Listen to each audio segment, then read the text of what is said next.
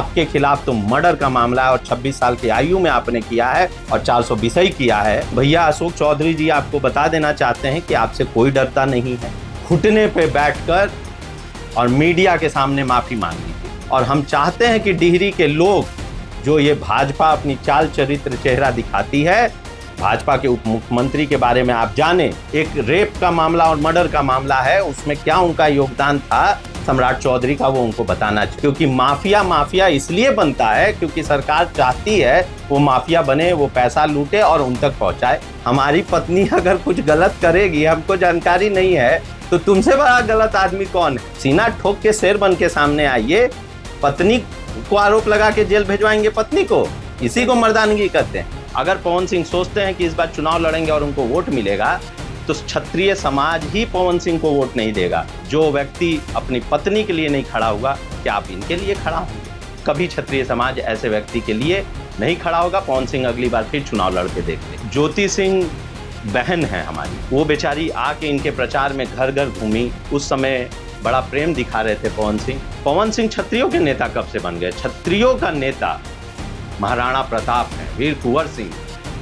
क्षत्रिय समाज उनके तरफ देखता है कि कब से इस तरीके के निर्लज्ज, बेहाया और महिला का सम्मान नहीं करने वाला व्यक्ति क्षत्रिय समाज का नेता बनने लगा। नहीं, बड़े भाई हैं। डॉक्टर अमिताभ सिंह मेरे बड़े भाई। पार्टी मुझे टिकट देती है, चुनाव लड़ाती है, तो वो मेरे साथ बहुत मजबूती से खड़े रहेंगे। देखिए, सबसे पहले तो जैसा कि आप लोगों ने देखा, प्रशांत किशोर जी ने अभी परसों दिन एक प्रेस कॉन्फ्रेंस रखकर और एक शेर की तरह दहाड़ते हुए उन्होंने जो एनडीए और जो आरजेडी के लोगों का आरोप था कि प्रशांत किशोर जी पैसा कहां से लाते हैं, तो उन्होंने एकदम शेर के रूप में सीना तान के बताया कि हम पैसा कहां से लाते हैं। हर जो भी पैसा उन्होंने जुटाया और जो पैसा अपने पैसे को बिहार को बदलने में वो लगा रहे हैं, उसके बारे में उन्होंने खुलकर बताया कि कैसे उनके पास पैसा आया और कैसे उस पर जीएसटी दिया, इनकम टैक्स दिया, और उसके बाद उन पैसों का इस्तेमाल बिहार बदलाव में लग रहा है। ये चुनौती हम लोग चाहते हैं कि एनडीए के भी नेता स्वीकार करें और ये चुनौती आरजेडी के भी नेता स्वीकार करें और वो भी खुल के आके मीडिया में बता दें कि उनके पास कैसे पैसा आ रहा है। प्रशांत किशोर ने तो बताया कि हम बालू माफिया, ठेकेदार और किसी से पैसा नहीं लेते, हमारा पैसा कैसे आया है।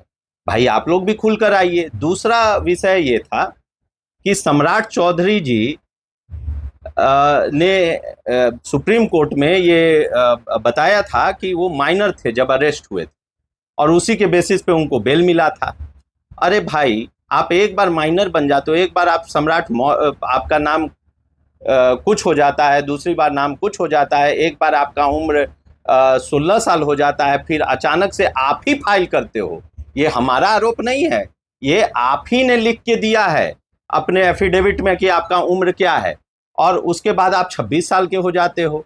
और तो इस बेसिस पर उनका तुरंत बेल रद्द करके उनको अरेस्ट करना चाहिए और सरकार को बताना चाहिए कि किस तरीके से सम्राट चौधरी ने झोल झाल करके डॉक्यूमेंट बनाया और उसको पेश किया। तो सम्राट चौधरी, आपने कहा था एक बार कि जो है जिसके खिलाफ एक छोटा भी मामला है उसको पद पे नहीं रहना चाहिए, और आपके खिलाफ तो मर्डर का मामला है और 26 साल की आयु में आपने किया है और 420 ही किया है, और ये मामला प्रशांत जी ने उठाया है कि गलत एज दिखाकर कोर्ट से बरी हुए, इनको पुनः इमीडिएट अरेस्ट करना चाहिए, नहीं तो ये बिहार के लोगों के साथ अन्याय होगा। तीसरा विषय था जनता दल यू के जो नेता हैं अशोक चौधरी जी। अशोक चौधरी जी ने मानहानि का केस किया प्रशांत किशोर जी पे। तो भैया अशोक चौधरी जी आपको बता देना चाहते हैं कि आपसे कोई डरता नहीं है। प्रशांत किशोर जी खुलेआम आकर बोले हैं कि आपका एक और मुद्दा लेके आएंगे जो 500 करोड़ का है, 1000 करोड़ का है, और नहीं तो प्रशांत जी ने आपको मौका दिया है कि घुटने पे बैठकर और मीडिया के सामने माफी मांग लीजिए, इसी में आपकी खैरियत है। या तो आप माफी मांग लीजिए और प्रशांत जी से कहिए कि भैया गलती हो गई, अब आप ही लोग बिहार चलाइए और आप ही लोग ईमानदारी से बिहार के लोगों की सेवा करिए, हमसे ना हो पाएगा। क्योंकि आपको जितना मौका मिला आपने लूटा बिहार के लोगों को।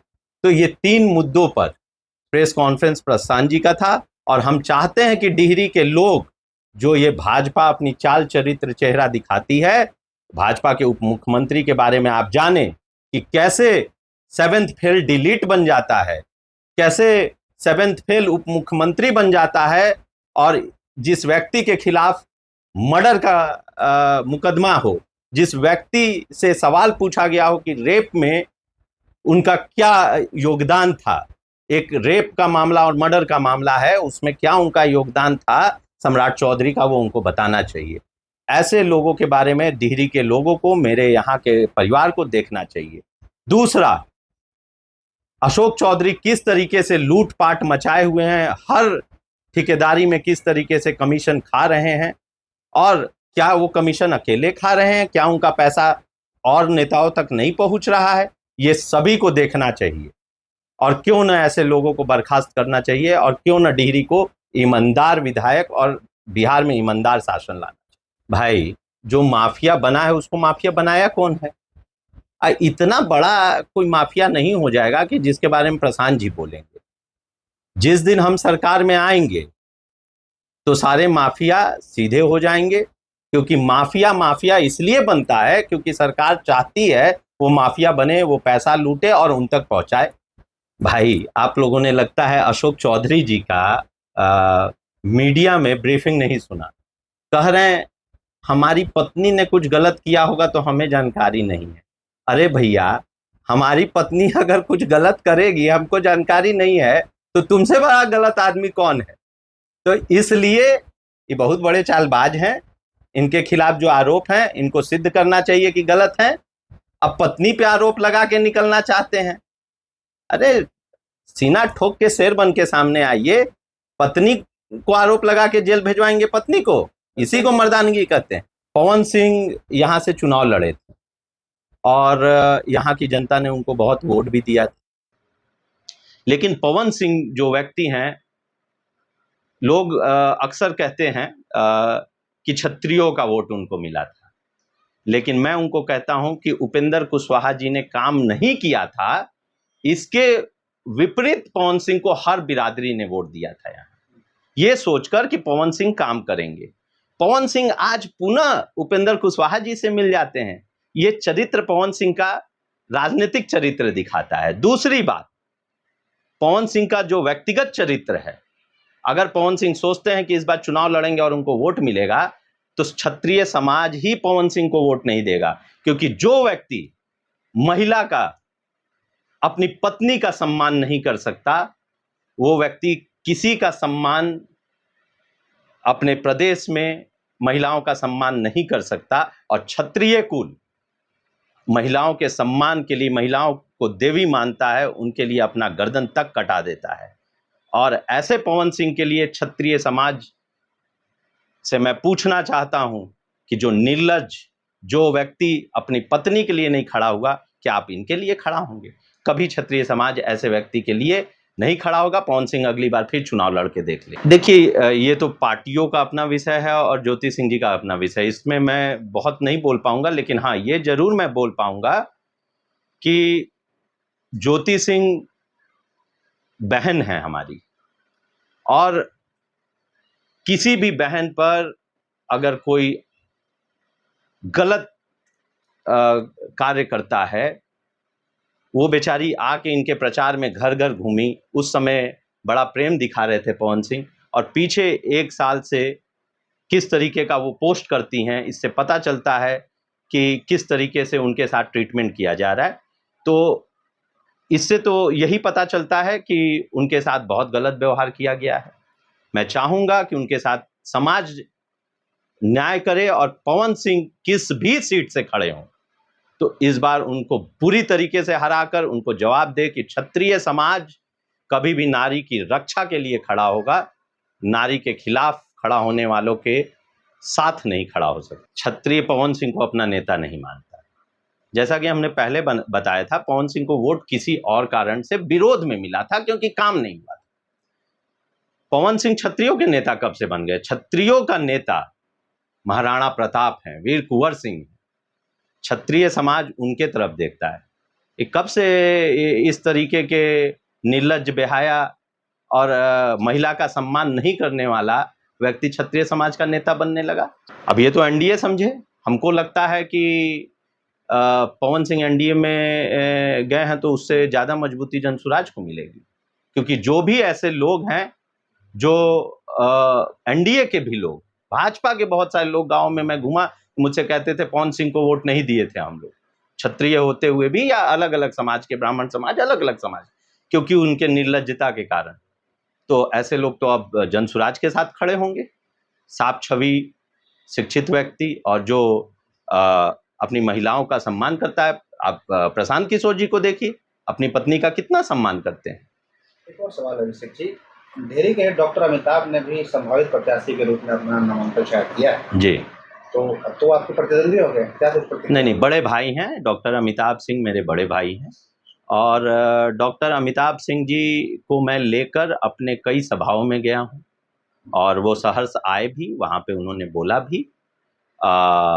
उन्होंने पार्टी को आगे बढ़ाने के लिए, मजबूती देने के लिए फॉर्म भरा है, और उनसे मेरी बात भी हुई है, और पार्टी मुझे टिकट देती है, चुनाव लड़ाती है, तो वो मेरे साथ बहुत मजबूती से खड़े रहेंगे और जनसुराज को यहाँ जिताएंगे।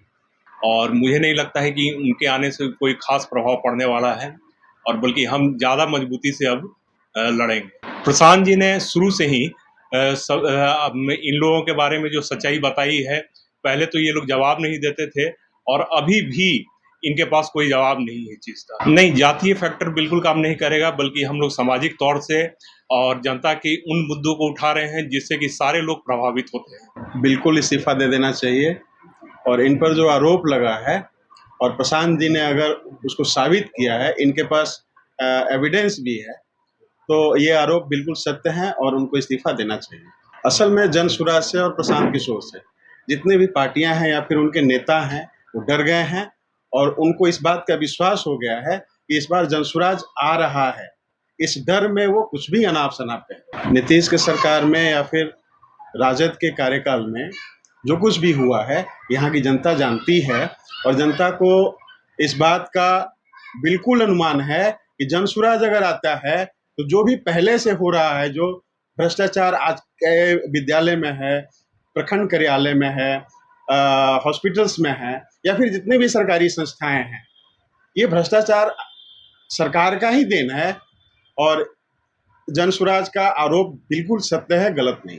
देखिए, सिद्ध होना एक लीगल प्रक्रिया है, उसमें टाइम लगता है, लेकिन जो राजनीति है वो एक इथिकल मोरल वैल्यू से चलता है। यानी कि आप पे अगर कोई आरोप लगा तो आपकी जिम्मेदारी बनती है कि मीडिया के सामने आकर उन आरोपों को क्लियर करें। नैतिक जिम्मेदारी आपकी है, और जेडीयू के मीडिया प्रभारी ने स्वयं कहा है कि इस आरोप को अशोक चौधरी जी को, या जिन पे भी आरोप लगा है, उनको क्लियर करना चाहिए। इसका मैं स्वागत करता हूं, और वो तो खुद ही सत्ता पक्ष में बैठे हुए हैं, जेडीयू के प्रभारी हैं, कहीं ना कहीं उनको मुख्यमंत्री जी का निर्देश हुआ होगा, तभी तो वो बोल रहे हैं।